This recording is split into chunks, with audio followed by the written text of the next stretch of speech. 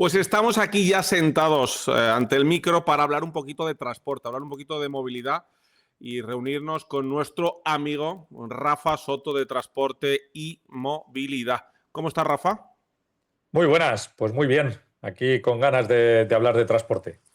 Ya había ganas de volver a hincarle el diente a este sector que tan importante es y que muchas veces está un poquito olvidado. Además hay muchas novedades, se venía un montón de cosas, viene el guión muy nutrido, así que vamos a arrancar ya con las primeras noticias. También tenemos por aquí a José Lagunar. ¿Cómo estás, José?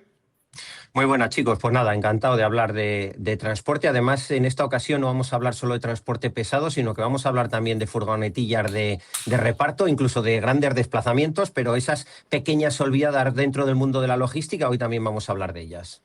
Me gusta que José haya creado ese segmento nuevo que es el de la furgonetilla. Está la furgoneta y la furgonetilla, que algún día tenemos que explicar lo que es. Y el que os habla, Fernando Rivas, que está encantado de estar aquí con estos dos fenómenos a hablar de estos temas. Bueno, vamos a hablar, para empezar, si os parece, de que el Gobierno ha dado luz verde a un nuevo marco normativo, ¿verdad?, que puede marcar un antes y un después en la movilidad en España. Es hablar de esos sistemas inteligentes de transporte, una normativa que ahora nos explicará bien Rafa, que impulsa la digitalización en las carreteras, el intercambio de información en tiempo real entre vehículos, del que tanto se ha hablado también en el segmento de los turismos.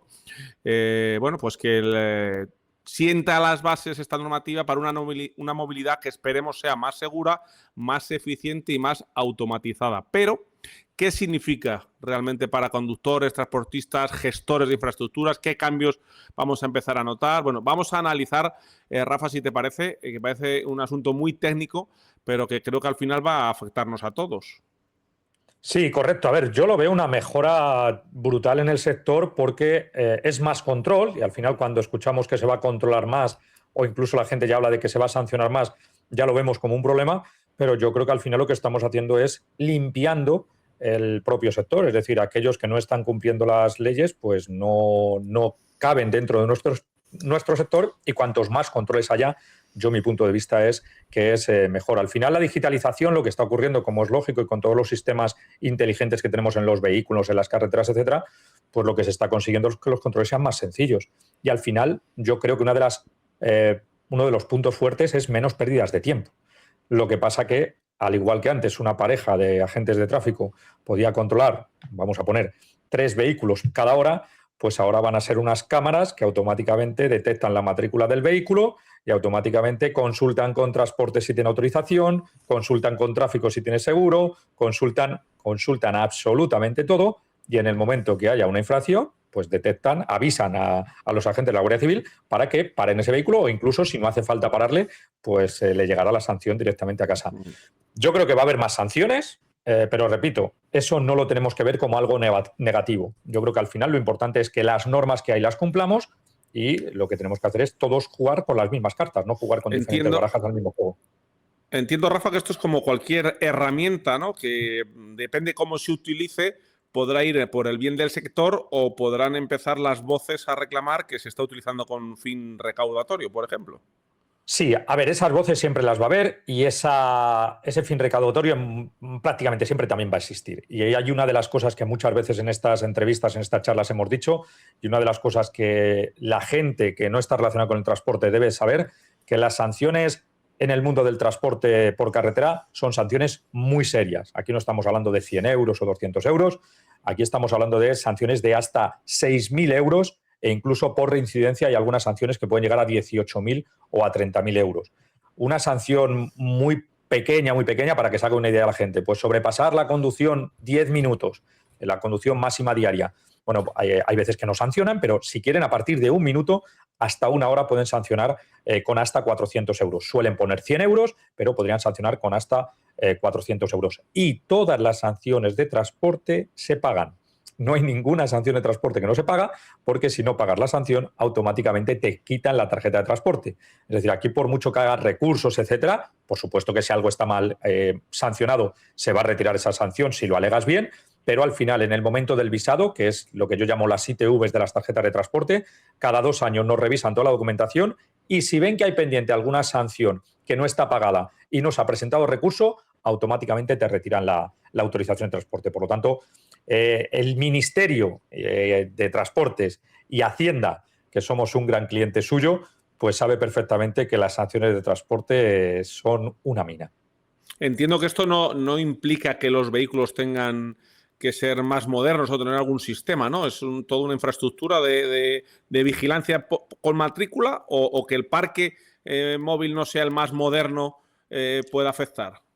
Depende del tipo de vehículo, nos va a poder controlar más o menos cosas. Es decir, si hablamos, por ejemplo, un vehículo con tacógrafo analógico, con tacógrafo de disco, pues a ese vehículo lo único que podrá detectarle es la matrícula y poder detectar si está bien en cuanto a autorizaciones de transporte, si está bien en cuanto a seguro ITV y ya está, pero no le podrá controlar los tiempos de conducción y descanso del tacógrafo. En cambio, si lo que lleva es un tacógrafo digital de segunda generación, pues automáticamente ya se puede hacer una casi descarga de los datos, que más que una descarga lo que hacen es comprobar todos los datos y si hay algo que está mal, también. Por lo tanto, ahí la tecnología del vehículo, o más que el vehículo, la tecnología del tacógrafo, porque nos podemos encontrar vehículos antiguos con tacógrafos muy modernos en función del tipo de transporte que haga, pues va a hacer, si tienes un tacógrafo inteligente, vas a estar mucho más controlado. Esto es por lo que hay mucha gente que dice, no, yo es que si puedo no hacer internacional y por lo tanto no poner el tacógrafo inteligente de segunda generación, lo prefiero. ¿Por qué? Porque incluso haciendo nacional, en ese tipo de controles, me van a controlar mucho más fácil. José, queremos saber también tu opinión. Como Rafa es un optimista nato, os ha contado la parte bonita de la noticia, pero creo que se le han olvidado 3 o 4 detallines que supongo que lo ha hecho a propósito. Lo primero es que esta normativa es la transposición de una directiva europea del año 2023. Entonces, qué casualidad que se hace una transposición en el año 2026 de una directiva europea del año 2023, justo en este momento concreto a nivel político. Creo que es que tampoco podían estirar más el chicle, porque si tardas más de X años en hacer una transposición de una directiva europea, pues hay que pagar 10.000 millones de euros de sanción a la Comisión Europea y ya está. Pero bueno, como lo pagamos a medias, pues dicen que a medias nada es caro, A que se escote entienda bien. nada es caro. Ese es el primer punto que creo que los oyentes tienen que saber. Esto no es ningún tipo de iniciativa por parte de la Administración española, esto es una directiva europea. Segundo tema importante, esto también se hace un poco para blindar las supuestas ventajas de la baliza V16 y la película que se han inventado ahora con los conos conectados, etcétera, etcétera. Pero se les ha olvidado un pequeño detalle, y es que desde hace ya muchos años, yo diría que más de una década, se ha llegado a la conclusión técnica del estado del arte que para que exista conducción autónoma no es necesaria la conectividad con la vía, sino que los vehículos propiamente tienen que ser autónomos mediante propias tecnologías embarcadas sin necesidad de que conecten ni con pórticos, ni con carreteras, ni con nada. Y esto no es una locura que se me esté ocurriendo a mí. Esto es que los fabricantes han determinado que para tener una conducción autónoma realmente sistematizada en todo el planeta, no podían depender de que en un país se pusieran postes, en otro no, en uno las carreteras estuvieran pintadas y en otro no.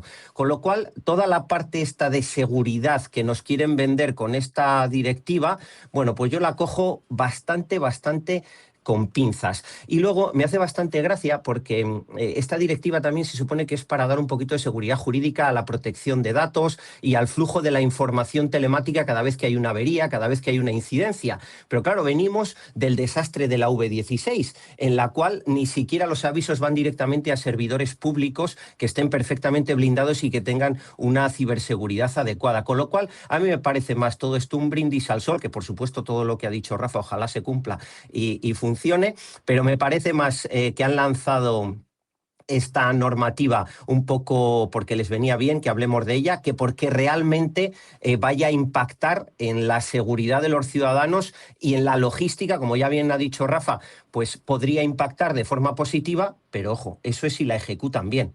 Una cosa es que salga en el boletín oficial del Estado y otra cosa es lo que se hace, y si no que se lo digan a nuestro ministro de Transportes y al anterior. Bueno, pues un tema que queríamos tratar, esta reunión del Consejo de Ministros, esta aprobación de este nuevo marco para los sistemas inteligentes de transporte. Y seguimos hablando de transporte y seguimos hablando del Gobierno, que también ha aprobado un nuevo paquete de ayudas para el transporte por carretera dentro de ese plan de respuesta a la crisis de Oriente Medio. Unas medidas que afectan directamente al bolsillo de miles de transportistas. vuelven las bonificaciones al combustible para vehículos acogidos al gasóleo profesional. También hay ayudas directas para otros vehículos que quedan fuera de ese régimen y además llegan novedades importantes como el regreso del IVA al 21% o la autorización en Bruselas, o de Bruselas mejor dicho, para pagar ayudas pendientes de meses anteriores. Vamos a analizar, si os parece, qué cambia realmente, quién puede beneficiarse, cuánto dinero pueden recibir cada transportista y, Rafa, si estas medidas son suficientes para aliviar esa complicada situación del sector de la que siempre hablamos. A ver, yo soy un medio defensor de las ayudas y esto es porque al final las ayudas son un arma de doble filo. Realmente el precio de las cosas debería ser sin ayudas y muchas veces cuando le metemos ayudas lo que estamos haciendo es disfrazando el coste. Por lo tanto, yo me alegro de que haya ayudas para el transporte, pero repito que el problema es que cuando desaparecen esas ayudas la cosa se puede complicar porque no puedes repercutir realmente el coste que te estaban ayudando. Te entiendo. La idea global que tú quieres transmitir, entiendo que es que haya un plan de verdad que asiente el sector, no ayudas puntuales que tapen parches. Parches. Pero es que incluso empiezo por el principio, es decir, por el mes de marzo, cuando guerra de Irán, empiezan todos los problemas y de repente salen todos los sitios que a los transportistas, en vez de los 5 céntimos del gasóleo profesional, se les van a dar 20 céntimos. Y de repente todo el mundo dice que vaya ayudas, que no sé qué. Bueno, repito, el que sea positivo o no, eso ya depende de cada persona y de cada opinión. Pero es que resulta que desde el mes de marzo no se cobran. Es decir, ¿tenemos la ayuda? No. Tenemos la palabra de que nos van a dar la ayuda. Pero ese dinero no lo tenemos nosotros. Lo tienen las administraciones. De hecho, junto, y además lo has comentado cuando introducías la noticia, junto con la prórroga de unas ayudas, lo que han sacado es, oiga, que por fin Bruselas nos han dicho que ya podemos pagar estas ayudas. Hombre, pues no es muy normal que propongáis unas ayudas, pero desde el mes de marzo ese dinero no lo tienen las empresas. O sea, no es que no tuvieran la ayuda, es que ni siquiera tenían los 5 céntimos que de siempre han existido del gasóleo profesional. Que ellos nos lo vendieron de una manera muy peculiar. Entonces, lo que se va a hacer ahora es, sabemos que a partir del 1 de julio ya el IVA pasa del 10% al 21% y como la repercusión de ese coste iba a ser brutal, pues lo que se ha decidido es aumentar o prorrogar las ayudas de una manera progresiva.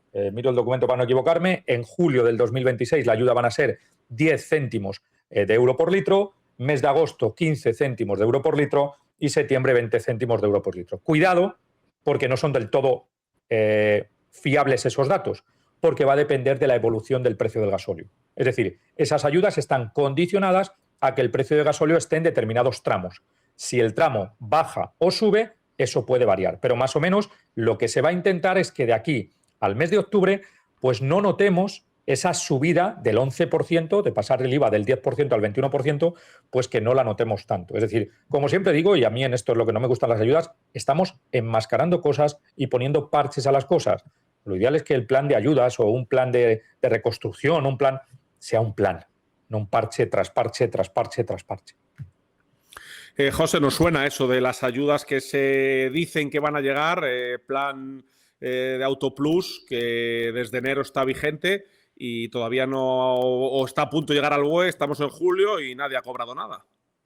Y a eso le añado el tema del achatarramiento, que también desde hace 2 o 3 meses tenía que estar aprobado una ayuda para el achatarramiento con el tema este del Ministerio de Transición Ecológica y tampoco lo han hecho. Al final, del dicho al hecho hay un gran trecho y podríamos coger el refranero español y dar un repaso a la administración pública de arriba abajo y ponerles a escurrir. Pero al final todos nuestros oyentes ya conocen cuál es la dinámica habitual. A mí lo que me da rabia es que más allá de los titulares, de los anuncios en Consejo de Ministros, etcétera, etcétera, lo que hay son empresas absolutamente asfixiadas por la tesorería. Y me voy a ir a que esto ya ha sucedido. Sucedió hace tiempo con lo de los 20 céntimos, que al final a quien ahogaban la tesorería era a los gasolineros, que les tardaban en pagar 30, 60, 90 días y lo que tenía que pagarles la administración, porque ellos no lo podían repercutir en el consumidor final, hizo que cerraran incluso algunas estaciones de servicio porque su margen era muchísimo más pequeño que esos 20 céntimos. Lo tenemos constantemente con el transporte profesional, pero es que cualquier autónomo de España sabe que si mete en su gestoría para la deducción del IVA una factura de gasoil, cuando haga la declaración de la renta se la van a tirar para atrás porque en el mejor de los casos le dejan meter el 50% o menos. Y estamos hablando no de un autónomo que trabaja desde una oficina únicamente, sino que es que estamos hablando de gente, de comerciales que usan su coche indispensablemente para ir a viajar, y la administración pública es absolutamente errática con respecto a eso. Nos pasa a nosotros en el sector del periodismo que tú pruebas coches, los coches casualmente funcionan o con electricidad o con diésel o con gasolina, y aún así la administración pública te dice la agencia tributaria que es que solo no puede imputar el 100%, que a lo mejor le has usado para tus cosas personales. Pero vamos a ver, alma de cántaro, pero si es que es un coche de prueba, que si quieres que le pruebe necesito echarle combustible. O sea, es que al final da igual a qué sector nos vayamos o en qué detalle lo cojamos. Por supuesto, en el sector del transporte, claro, que representa una parte importantísima del margen del coste total, el combustible, pero es que da igual dónde vayamos, como entre la administración, es que lo rompe. Yo tampoco estoy muy... Perdón. Como detalle comentar que al final el problema es que lejos de tener una ayuda, lo que hemos necesitado desde el mes de marzo las empresas de transporte es unas líneas de financiación, porque un ingreso que teníamos asegurado, y así estaba en nuestra estructura de costes, que es el gasóleo profesional, hemos dejado de ingresarlo. Yo quiero hacer un ejemplo. O sea, si el gobierno, voy a poner una cifra que me la voy a inventar, ha tenido que o va a pagar al final a todos estos transportistas 100.000 millones de euros, que me la estoy inventando, desde el mes de marzo hasta hoy, que estamos en julio, ese dinero parado les ha repercutido un dinero.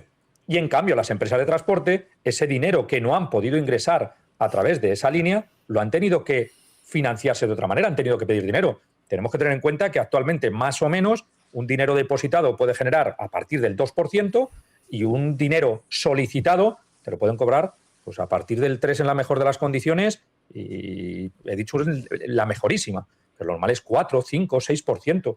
Por lo tanto, que tengamos en cuenta que muchas veces esa ayuda que nos han dicho de 20 céntimos, no, si al final me lo retrasas el ingreso y me tengo que financiar durante 4 meses, es una barbaridad de dinero lo que tenemos que pedir de crédito.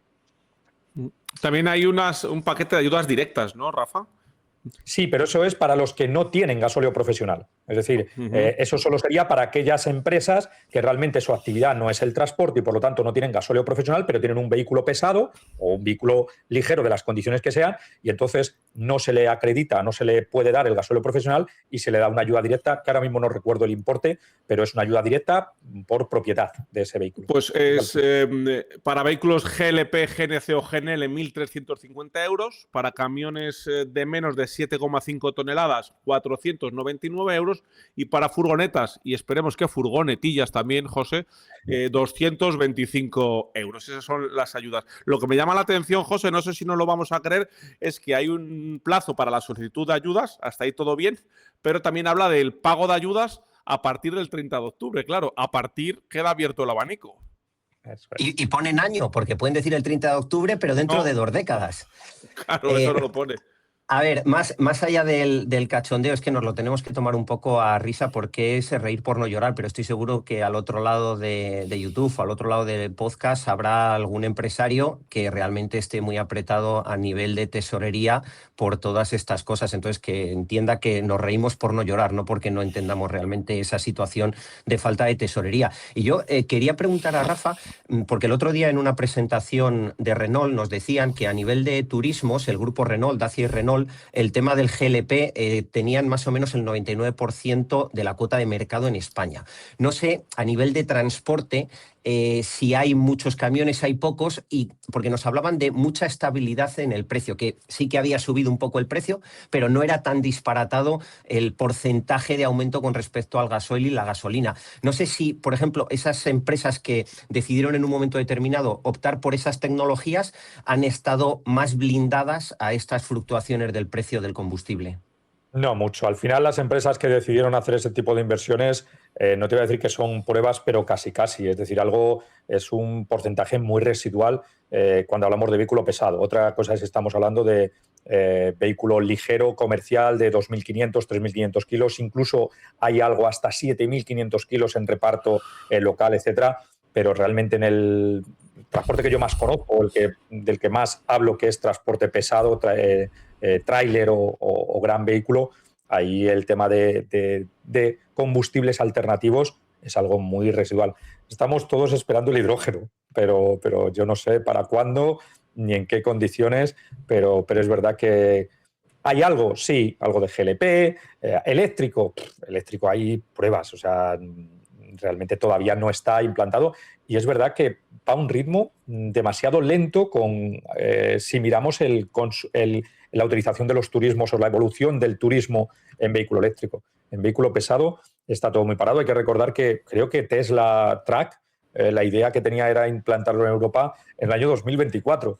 Estamos en 2026 y vamos, yo hace tiempo que no escucho noticias del Tesla Track, todo lo contrario, de Tesla casi escucho más noticias de que está derivando otro tipo de fabricación o otro tipo de cosas que invirtiendo en esto. Estamos esperando, pero es muy, muy residual lo que utilizamos de combustibles alternativos.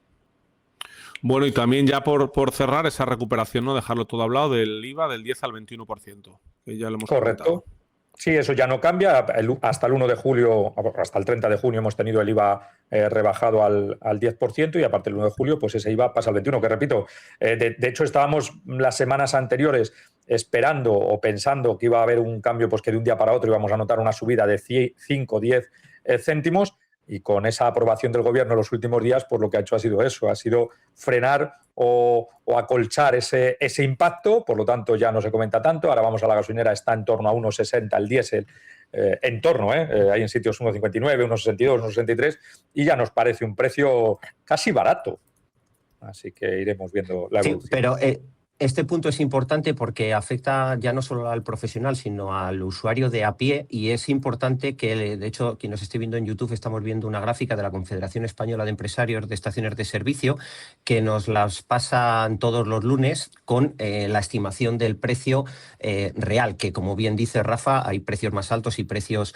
más bajos, pero me parece muy importante destacar esta barrabasada que ha hecho la Administración Pública de recuperar el IVA del 21%, porque lo que están haciendo es, aunque nosotros ya estemos domados, y empleo a propósito la palabra domados como ciudadanos a que 1,60 nos parezca un precio razonable, lo que hace es aumentar muchísimo su recaudación, que si esa recaudación fuera algo para bienes, para cosas que la ciudadanía percibiera que realmente nos están aportando valor, pues yo estoy seguro que no hay nadie en España que se negara a pagar el 21%. Pero claro, si ese aumento recaudatorio no solo esquilma nuestros bolsillos como ciudadanos y como empresarios, sino que además no se ve que sirva para absolutamente nada, insisto que a lo mejor sirve para algo, pero yo desde luego notarlo no lo noto. A nivel de números en la agencia tributaria es que la recaudación de un 10 a un 21 se les dispara absolutamente. Estamos hablando de más del doble. Así que no sé, yo creo que se equivocan ahí y creo que un país con la economía que tenemos ahora mismo en España y con la situación coyuntural de las empresas tendrían que haber estirado esta medida de la reducción del IVA como mínimo hasta que termine el año para tener al menos un margen de tiempo suficientemente razonable para ver el impacto que hay del precio del combustible según va evolucionando el conflicto. Has tocado, José, el micro y te lo has cerrado al final y no te hemos oído el final de tu reflexión. Perdón. Decía que yo habría estirado el chicle de haber dejado la reducción del IVA al 10%, al menos hasta el final de año, para ver exactamente cómo va evolucionando el conflicto en Oriente Medio y cómo va a afectar al precio del combustible. Pero supongo que los señores que están en la administración pública necesitan recaudar muchísimo más para sus cosillas, o las cosillas de todos, para las cosillas que sean, y no han podido aguantarlo más. Pero ojo, que para empresas de transporte que son intensivas, por mucho que hagan lo de los 20 céntimos, que son intensivas en gasto de combustible, es que son muchos euros, son muchos euros que adelantas y luego ya veremos la compensación. Bueno, pues hay que financiar la operación verano, hombre. En fin, no me tires de la lengua, Rafa, que estamos empezando el podcast. Y vamos, si os parece, a hablar de que ha entrado en vigor una de las novedades más importantes, no sé si ese no es así, que me corrija Rafa, de los últimos años en el transporte profesional por carretera. Y es que miles de furgonetas y comerciales ligeros, donde entran las furgonetillas de José, furgonetas que realizan transporte internacional, pues ahora, Rafa, tendrán que llevar instalado un tacógrafo inteligente y cumplir las mismas normas sobre tiempos de conducción y descanso que hasta ahora se aplicaban pues, a los camiones. La medida ha generado muchas dudas, si se afecta a todas las furgonetas, qué ocurre si solo trabajan dentro del territorio nacional, si hay alguna excepción. Vamos a aclarar qué dice exactamente la normativa, Rafa, y a quién afecta este cambio realmente importante. Ok, este cambio realmente solo afecta a aquellos que hagan transporte internacional, ¿vale?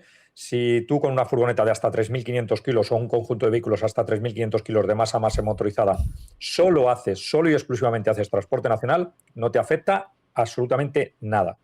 Solo es aquellas furgonetas entre 2.500 y 3.500 kilos de masa motorizada o conjunto de vehículos, lo de conjunto de vehículos elevo la voz porque la gente eso del conjunto de vehículos hay veces que no lo tenía claro, que si yo engancho un todoterreno con un remolque y la suma de las masas máximas autorizadas supera los 3.500 kilos de masa máxima autorizada y me dedico a transporte de mercancías, ese vehículo también necesita tacógrafo, aunque sea un turismo o un todoterreno.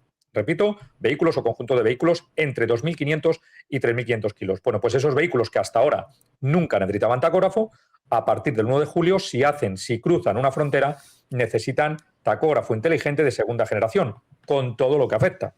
Lo primero y más importante, el cumplimiento de los tiempos de conducción y descanso. Que además esos conductores se tienen que formar de alguna forma, de la que ellos prefieran, y las empresas tienen que formarles, pero que sepamos que esa gente no necesita ninguna formación obligatoria.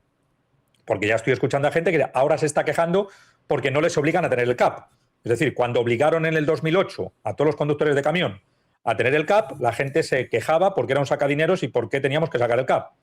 Ahora que a esa gente les obligas a tener tacógrafo, pero les dicen, oiga, fórmese usted como quiera, le doy posibilidad de que haga como quiera, ahora la gente dice, ¿y por qué no les obligan a tener el CAP? Bueno, yo también creo que eso es la propia sociedad, que es quejarnos por quejarnos si nos lo dan y quejarnos también si nos lo quitan. Pero repito, lo importante es que esa gente tiene que cumplir con los tiempos de conducción y añadido a eso, lo que más está sorprendiendo y lo que más se está quejando parte del sector que hacía ese tipo de transporte es que resulta que tienen que respetar las velocidades. Es que ahora con la furgoneta no voy a poder ir a 160. Vaya vergüenza. Oiga, vaya vergüenza que durante toda la vida habéis ido a esa velocidad y no se ha respetado y se sancionaba muy poquito. Y es una auténtica locura. Eso sí que creo que va a mejorar la seguridad. Fijaros que yo en este caso creo que más que el cumplimiento de los tiempos de conducción y descanso, estoy seguro que la siniestralidad en las furgonetas en transporte internacional se va a ver afectada de una forma brutal a favor. Es decir, va a haber menos fallecidos. Sí que es cierto que los datos a nivel internacional los publica cada país en su país y no los tenemos unificados. Pero esto estoy seguro porque, repito, no va a ser lo mismo ir a 160 o a 140. 160 podríamos decir que era un extremo, aunque muchos me dirán, no, 160 no es ningún extremo. Pero lo normal que una furgoneta con poco peso era a partir de 130. Bueno, pues ese vehículo ahora podrá ir o a 90 o a 100. Y esa velocidad lo que va a ocurrir es que va a tardar más en llegar y va a tener que respetar los tiempos. Yo creo que eso no es malo. No, te decía, perdona, Rafa, que entiendo que más de uno que estuviera jugando con ese margen de no tener que cumplir esa velocidad o que no lo pillaban, digamos, va a tener que reestructurar sus rutas porque a lo mejor no llega a lo que te estaba acostumbrado.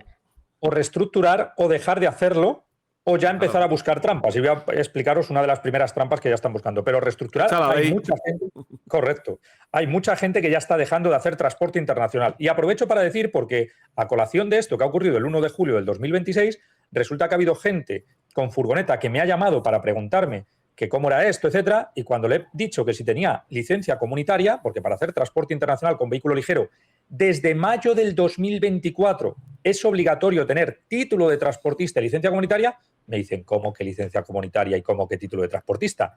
O sea, llevan 2 años algunas personas haciendo transporte internacional con vehículo ligero sin saber que está incumpliendo la ley. Repito, desde mayo del 2024, obligatoria autorización de transporte internacional y para obtener esa autorización de transporte internacional, obligatorio el título de transportista. En aquel momento, mucha gente empezó a dejar de hacer transporte internacional ligero porque no cumplía los requisitos y al final le salía más caro el collar que el galgo, y ahora va a ocurrir lo mismo. Ahora yo ya conozco empresas que van a dejar de hacer ese tipo de transportes, primero por seguridad para sus conductores y segundo porque ya no va a salir rentable. ¿Por qué? Porque si tengo que respetar los tiempos de conducción ya no sale rentable. Pues ole que una norma obligue a cumplir la normativa de velocidades, de tiempos de conducción, de que los conductores estén en perfecto estado, etc. La trampa, pues ya se empiezan a ver furgonetillas, que aprovecho para el concepto que ha metido José, porque ahora ya se están empezando a ver furgonetas de 2.499 kilos de masa máxima autorizada, es decir, no llegan a 2.500 kilos, y por lo tanto con esos vehículos no hace falta el tacógrafo digital. Claro, porque afecta a la máxima autorizada superior a 2,5 y hasta 3,5. Correcto. Entonces, es verdad que habrá en sectores que se puede hacer, tipo paquetería, aunque paquetería en internacional cada vez se hace menos. Normalmente el tema de furgonetas será para servicios urgentes de industria, tema de automoción para piezas muy concretas y urgentes, etcétera. Entonces, todo ese tipo de cosas, yo creo que lejos de respetarse en los vehículos de 2.500 a 3.500, lo que vamos a ver a partir de ahora es más vehículos un poquito más pequeñitos. Porque hay que decir, que ahora te dejo, José, perdona, que cuando ha hablado Rafa de esas velocidades en furgonetas, si hay algún oyente que no sea del sector y no conozca cómo van estos modelos, una Mercedes Sprinter, una Crafter, una MAN, son auténticas máquinas cómodas, rapidísimas, que corren una barbaridad. No entendáis que es complicado ir muy deprisa y saltarse los límites con estas furgonetas. José, perdona, ¿qué ibas a decir? No, iba a preguntar a Rafa que para cuándo se va a hacer esto, se va a implantar esto a nivel nacional. Yo las veces que he hecho un Madrid-Barcelona en horas intempestivas, o sea, a las 2 o las 3 de la mañana, siempre me ha adelantado en cualquiera de los dos sentidos 1, 2, 3 o 4 furgonetas que dices tú, los de 160. O sea, hay furgonetas de esas que van realmente deprisa, incluso por encima de 160 kilómetros por hora, y al final son un riesgo para la seguridad vial muy, muy, muy importante. ¿Tú crees que en algún momento se implantará esta medida a nivel de transporte nacional? Y antes de que conteste Rafa, meto yo la anécdota de abuelo Cebolleta. Yo cuando estaba empezando a conducir, 18, 19, 20 años, pues me venía los domingos lo más tarde que podía, porque el lunes yo tenía la universidad por la tarde, con lo cual podía apurar el domingo, junto a mi querida Sara, a la que hoy es mi mujer, y he vivido domingo tras domingo, como José apunta, el trayecto Zamora-Madrid y las furgonetas de, ya casi nos conocíamos, MRV, Seur, DHL, furgones grandes que yo iba con un Clio 16 válvulas, feliz con mi coche súper deportivo de la época, y chico, veías unas luces por detrás, te quitabas y pasaban como auténticos misiles, Rafa. Sí, además no de uno en uno, normalmente van 2, 3, 4, es decir, son tipo convoy. Sí. Normalmente iban todas las empresas de paquetería conocidas, pues iban todas seguidas, paraban en los mismos sitios, etcétera, etcétera, etcétera. Yo lo he vivido en primera persona, el nacimiento del Alcourier, que era en aquella época, que ahora lo llamamos servicio urgente, o ya no se ha convertido en servicio urgente, ahora ya es lo normal. Si mandas un paquete hoy y no te llega mañana, ya te estás quejando. A ver, al final... Sí. Al final, el que si llega a transporte nacional, yo estoy seguro que en un futuro sí, pero no cercano. Es decir, yo confío y espero que eso acabe llegando porque es seguridad, ¿de acuerdo? Pero también tenemos que tener en cuenta que si hacemos una cosa, es decir, si obligamos a respetar esas velocidades, no podemos permitirnos determinadas cosas. Ahora es algo más antiguo, pero yo recuerdo cuando nosotros, yo y mi familia, vivimos un tiempo en Villacastín. Y recuerdo que en aquella zona era justo la zona en la que llegaban con 4 horas y media los camiones que venían con el pescado o los de los periódicos. Bueno, pues al final, yo siempre decía, si queremos los periódicos y el pescado y el marisco en todos los puntos de España a primera hora de la mañana, es imposible cumplir la norma. Por lo tanto, o hacemos una cosa o hacemos la otra. Pero yo estoy convencido que tardará mucho, pero al final en un futuro ocurrirá. Pasa lo mismo cuando en el año 2020 obligaron a los que empezaron a hablarse de los que iban a hacer transporte internacional en vehículo pesado, que iban a tener que montar el tacógrafo digital de segunda generación, que eso ya los últimos fue en enero del 2025. Ya todos los que hacen transporte internacional pesado tienen que llevar tacógrafo digital de segunda generación. No vale ni el analógico ni nada, el de disco. La gente dice, oye, pero el de disco se va a acabar en España. Yo eso no lo creo, porque además es una herramienta que sigue controlando los tiempos de conducción, aunque los controle de diferente forma. Pero el aumentar el tacógrafo, bajar el peso para que se cumpla los tiempos de conducción en los vehículos ligeros, a mí me parece muy adecuado y se va a notar el día que ocurra, pero va a tardar. Oye, Rafa, por cerrar con este tema, si alguien nos está escuchando y tiene dudas de qué es y cómo acceder a esa tarjeta de conductor que piden. Sí, a ver, la tarjeta de conductor es que hasta hace 3 meses, hasta abril o así del 2026, sabíamos que el 1 de julio iba a ser necesario para toda esa gente que solo tiene el permiso de conducir B tener la tarjeta de tacógrafo, que esto lo sabemos desde el año 2020, o sea, no es de antes de ayer, de julio del 2020, cuando estábamos en plena pandemia, y hasta abril de este año no han habilitado la herramienta para poder solicitar la tarjeta de conductor. Recordar, o para que la gente sepa, todos los conductores que se montan en un vehículo que lleva tacógrafo tienen que meter su tarjeta de conductor, y esta tarjeta de conductor era la que antes solo te la permitían, solo te la daban cuando tenías un permiso profesional, y lo tuvieron que cambiar para que esta gente lo pueda tener.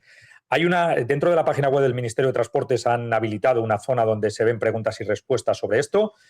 Hay una gran duda con el tema del privado complementario. El privado complementario, en principio, sí que necesita también tacógrafo si hace internacional, salvo que se cumplan una serie de condiciones.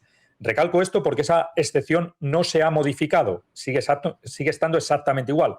Pero en la mayoría de casos el privado complementario va a hacer falta el tacógrafo. Y atención, porque claro, es una norma europea y ya cada ministerio de cada país está sacando sus notas aclaratorias. Recordar que si un conductor, un empresario con una furgoneta española atraviesa la frontera y está en Francia, si tiene una sanción de tacógrafo, imagínate que tú crees que no te hace falta tacógrafo, llegas allí y el gendarme entiende que sí que te hace falta, te va a sancionar, vas a pagar la sanción y después ya recurre. Pero recordar que siempre en el extranjero se pagan las sanciones y luego ya a recurrir. La pasta por delante. Correcto. Efectivamente. Bueno, pues seguimos avanzando en este programa que creo que está quedando muy jugoso y con mucha información.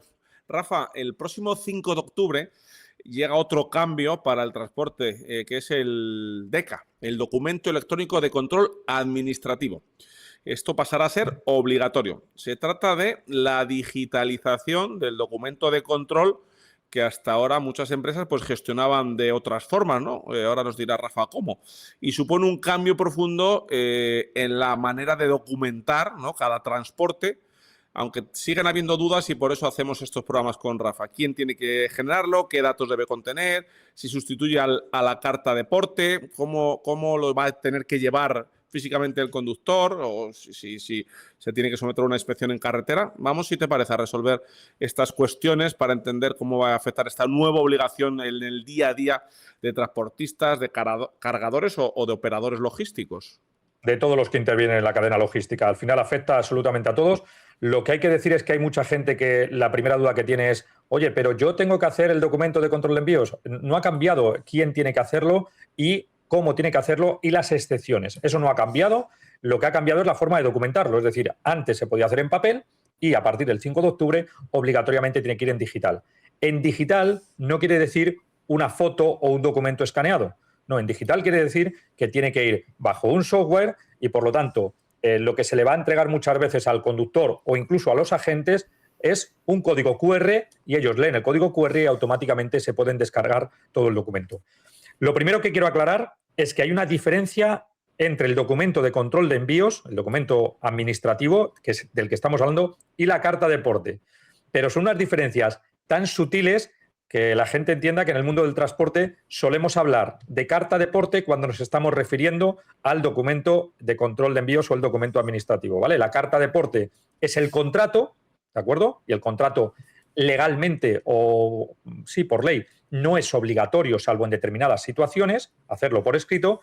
Y, en cambio, el documento de control de envíos es el documento que tenemos que llevar en el vehículo para acreditar qué es lo que llevamos, de dónde viene, a dónde va. Y repito que incluso en el mundo del transporte a ese documento le solemos llamar, mal llamado, la carta de porte. Así que incluso yo cuando estoy hablando ahora, que me entienda a todo el mundo, y creo que me va a entender toda la gente, que cuando hable de carta de porte, intentaré no hacerlo, es el documento que tiene que ir en el vehículo.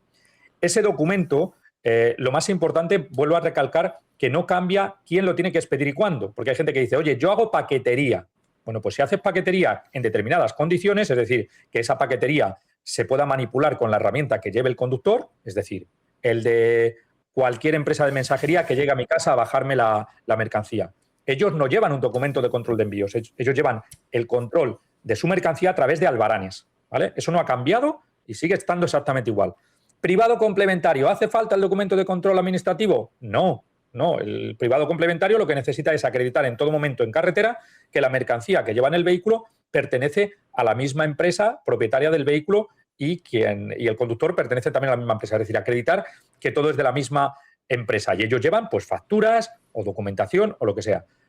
¿Quién tiene obligación de hacer el documento de control administrativo ahora electrónico y antes en papel?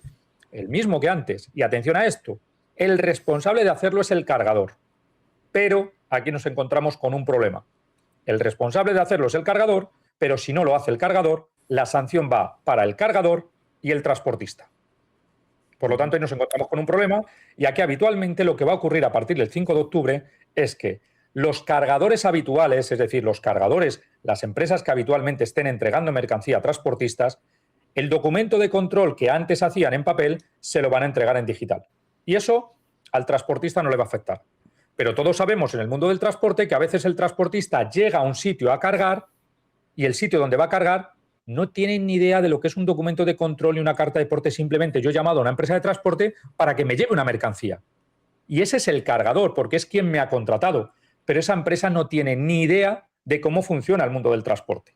Entonces, cuando esa empresa transportista, ese conductor, llegue a ese punto de carga, no podrá salir de allí si no hace él mismo, porque el cargador no va a tener herramientas para poder hacer el documento de control, él mismo va a tener que hacer el documento de control electrónico. ¿Qué ocurre? Que hasta ahora lo que hacíamos era, en el camión, todo el mundo llevaba un talonario de documento de control de envíos y, por lo tanto, cuando llegabas a un sitio de esos y no te entregaban el documento, el cargador, lo rellenabas tú a mano, le dabas a firmar al cargador y ya está, ya lo teníamos solucionado. A partir de ahora ya no vale con el papel. Por lo tanto, ahora las empresas están buscando alternativas de tecnología, en el sentido de, pues hay empresas que en función de los conductores que vayan a utilizar esa herramienta vale un dinero, hay otras que te cobran en función de los documentos que generes, pues cada uno tiene que buscar todas las alternativas que hay y decidir qué contratar. Pero lo importante es que a partir del 5 de octubre no podremos salir de un punto de carga si no me han entregado el documento de control de envíos de forma electrónica o la he generado yo.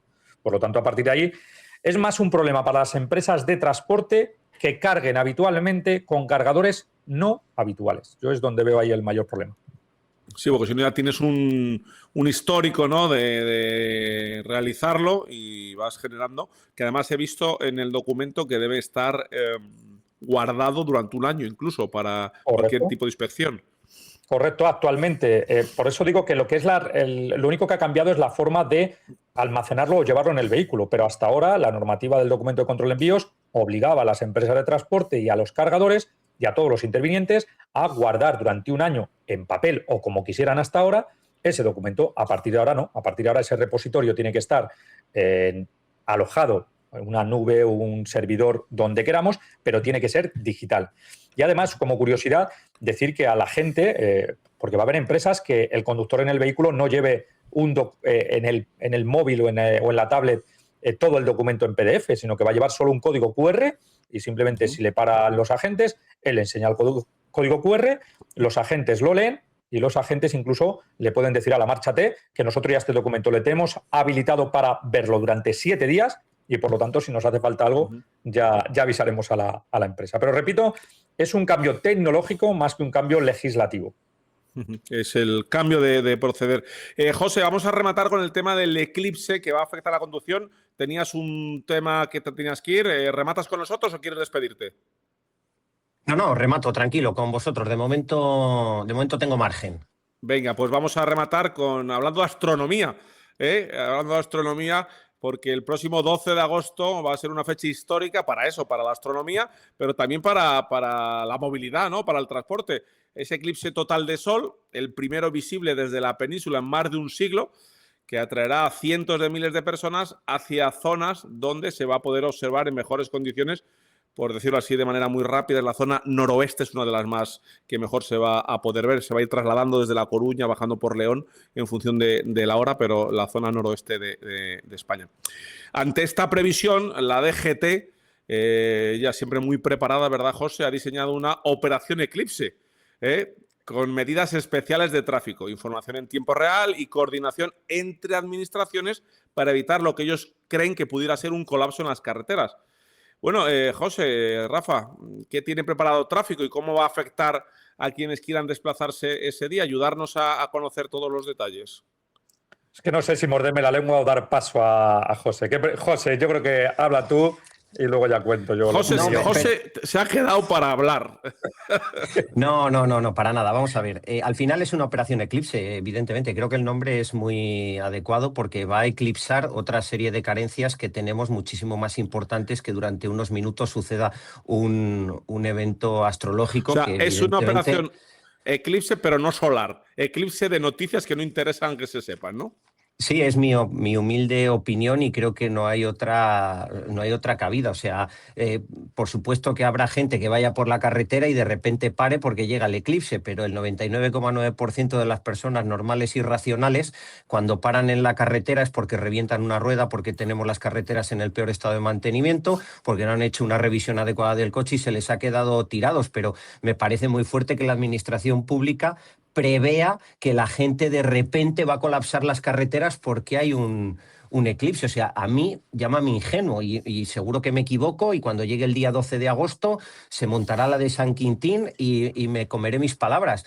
Pero es que esto para mí no tiene ni pies ni cabeza. O sea, con la de cosas importantes que hay en seguridad vial, que nos centremos en esto y que se gaste dinero público en hacer este tipo de anuncios, que evidentemente pues tendrán que hacer un control un poco más exhaustivo en los agentes de la agrupación de tráfico de la Guardia Civil y las guardias civiles de los pueblos por los que más o menos suceda este fenómeno, pero hombre, de ahí a hacer una operación Eclipse, es que a lo mejor se nos olvida que estamos en la operación Estrecho y que toda esta normativa que ha estado redactando Rafa, pues hay quien mira para otro lado cuando miles de vehículos suben y bajan desde los Pirineos hasta el borde con Marruecos para bajar y subir objetos y vehículos a toda velocidad y pasador de peso y de cualquier manera, etcétera, etcétera. O sea, no sé, se nos ha olvidado la operación Bajada del Estrecho y por eso hacemos la operación Eclipse, por poner un detalle, ¿eh? Oye, Rafa, hace ya bastantes meses en otro especial Transporte contigo nos decías que habías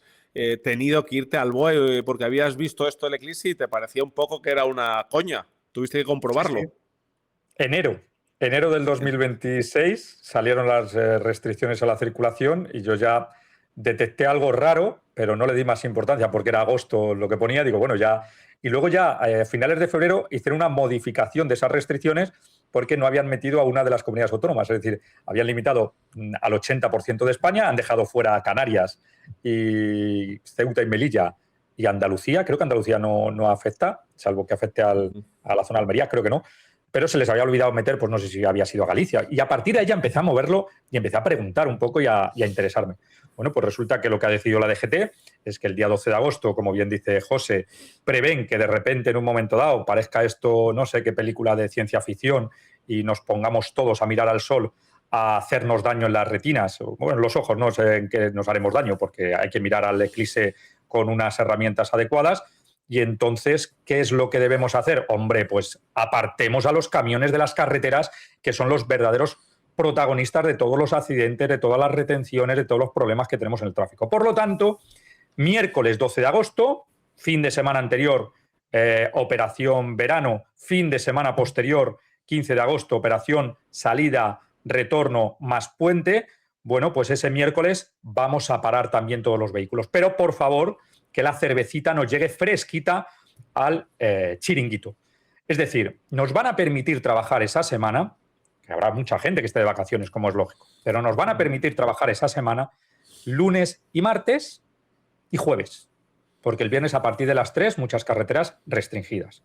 pero tenemos que mover toda la mercancía por todo el país de forma adecuada y, lo que más indignante me parece, que la gente diga que los que están actuando mal son las empresas por no planificar bien. No, mira, si yo tengo una ruta de 700 kilómetros, es imposible hacer al conductor ir y volver. Imposible. Ni aunque mande a 2 conductores, tengo posibilidad de que ese conductor vuelva a su casa. Y encima, cuando vemos a un camión que se está saltando la restricción, que a lo mejor le queda muy poquito para llegar a su casa y ha decidido saltarse la restricción, encima los que vamos con los coches decimos, mira la que va liando el atasco que va montando. Yo el tema de la restricción estoy muy indignado desde hace muchísimos años, pero repito, lo del eclipse solar se ha ido de madre. Y creo que lo que va a ocurrir es lo que ocurrió hace unos meses cuando se paralizó el transporte en prácticamente toda Castilla y León y Madrid porque era posible que al día siguiente nevara. No sé si os acordáis. Sí, y por la noche tuvieron que abrir porque no había ni una gota de nieve. Yo de verdad tengo clarísimo, en este caso soy muy pesimista en el sentido de que sí que tengo claro que es un eclipse, un doble eclipse, y lo que quieren que ese día se hable de otras cosas y no se hable de que se han ido de vacaciones otra vez y estamos con la que estamos y en este país nunca pasa nada y todo está bien y los irresponsables son los empresarios, como siempre. Al final el transporte yo creo que es la sangre que hace que riegue, o sea, que riega toda la economía y toda la sociedad, que incluso a pesar de circular por unas venas llenas de agujeros y de rotos, etcétera, etcétera, que son las carreteras que tenemos, aún así, de momento ha sido capaz de llevar la sangre de un punto a otro para que siga funcionando el país, pero se empeñan insistentemente en detener esa circulación de las mercancías.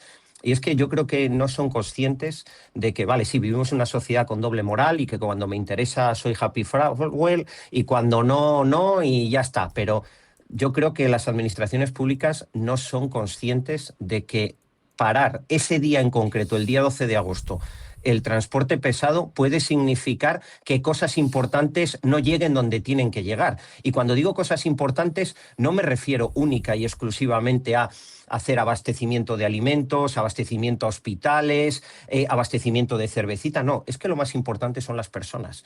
Y si por esa gilipollez hay decenas, cientos o miles de camioneros que se quedan tirados y no pueden estar con su familia cuando tienen que estar, estamos haciéndonos ciudadanos de primera y de segunda, sino que estamos generando esclavos de la administración pública. No podemos consentir. O sea, ¿qué pasa? Que porque una persona tenga de profesión camionero y a alguien se le haya ocurrido que es que el día 12 se va a acabar el mundo, ese hombre no tiene derecho a llegar a casa con su familia, con sus hijos, o aunque sea soltero y no tenga ni familia ni hijos, no puede tener el descanso que a él le dé la gana cuando toda España se supone que está de descanso ese fin de semana. Es que me parece absolutamente indignante porque más allá de las mercancías, en los camiones van personas y se nos olvida que ahí va una persona y que cada persona tiene su familia y sus circunstancias y les hacemos constantemente de menos y me da una rabia terrible. Rafa, y el sector, ya para cerrar, el sector, ¿cómo acoge este tipo de cosas? ¿Hay unión desde las distintas asociaciones? ¿Se reclama, se lucha? Porque yo, poco más que a nosotros, nos he oído alzar la voz. Sí, se lucha, pero no se puede. O sea, luchamos contra muros. Es decir, podemos decir lo que queramos porque nosotros no somos los que tenemos la razón. Y repito, nosotros somos los que estorbamos. Aquí tenemos un problema muy grave en este país y es que estamos controlados o regulados por 2 ministerios completamente distintos, que son el Ministerio de Transportes y el Ministerio del Interior con la DGT, y aquí cada uno va a su rollo y les da exactamente igual.